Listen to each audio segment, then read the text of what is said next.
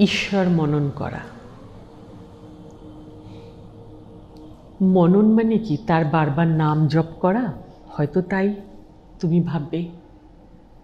আদব কথা, এই তপ করো আর শ্রদ্ধায় হোক আর ঈশ্বর মনন হোক,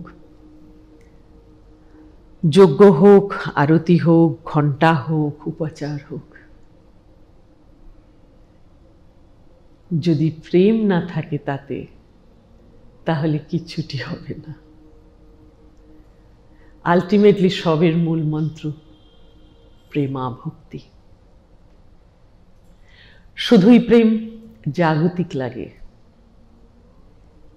সাধারণ মানুষ তো কতজনকে প্রেম করে, কেন প্রেমে শব্দের শুদ্ধতা সে বুঝে না।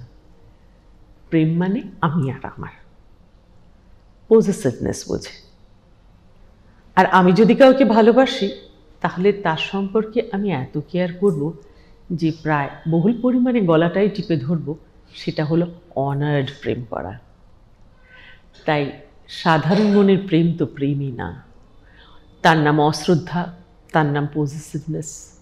ওগুলো সবই নকারাত্মক, যা তোমাকেও ধ্বংস করে, যা যাকে তুমি প্রেম করো বলে ভাবো তাকেও ধ্বংস করে। তবে প্রেমটি কেমন হবে? শ্রী রবীন্দ্রনাথের শব্দে,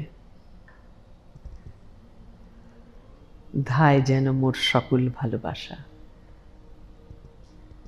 প্রভু তোমার সনে, তোমার সনে।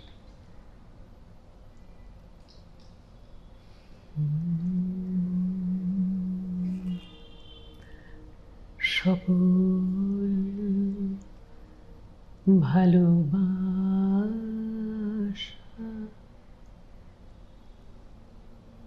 প্রভু তোমার শনে, তোমার শনে, তোমার শনে।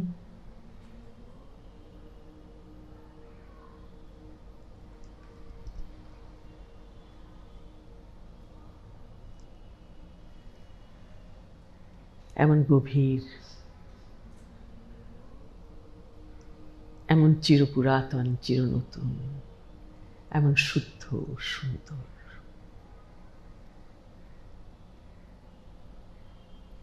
এমন প্রেম,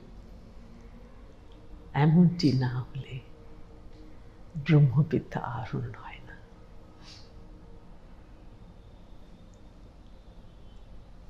সত্য এটাই। একজন সাধক লিখে পাঠালো, তাকে যে প্রভু বলিস, দাস হলি কবে?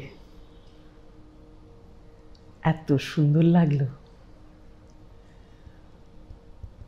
যেমন ভাই বোন, আলো অন্ধকার, তেমনি প্রভু শব্দের সঙ্গে দাস। তাই যে যে শরীরের ব্রহ্মজ্ঞান প্রাপ্ত হয়েছে, সেসব শরীর তোমরা তাদের কাহিনী গল্প পড়ে দেখো, বহুবার শুনেছ তোমার গুরু মুখেও, যারা বারবার বলতে এতটুকু কঞ্জুসি করে না, জানো না আমরা কি? আমরা তার দাস। এই প্রতি ক্ষেত্রেই সেই ব্রহ্মজ্ঞানী মানুষের গুরুর দাস বলেই সে মনে করেছে। কেন গুরু ছাড়া এই বিদ্যা আহরণ হয় না, এই আভাস পাওয়া যায় না, এই নিঃশব্দতার পরম শূন্যতার বোধ হওয়া সম্ভব নয়।